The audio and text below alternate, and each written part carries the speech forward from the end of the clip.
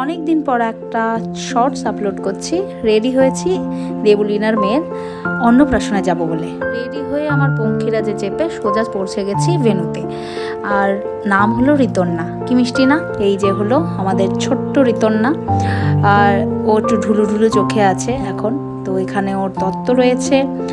আর দেখাই এবার মেয়ের মা কি সুন্দর সেজেছে, ভীষণ সুন্দর লাগছে। এখানে সকলে আমরা কলিগরা রয়েছি।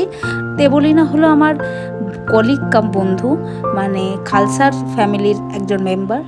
তো এখানে ঋতন্না ড্রেস পরবে, বেনারসি শাড়ি পরেছে আর কি, তার সঙ্গে মুকুট, ভীষণ সুন্দর লাগছে। এখানে ওর বাবা, দাদু, দেবলীনা আর ওর দিদা, এই চারজনের ফ্রেমটা আমি নিলাম, ভীষণ ভালো লাগছিল।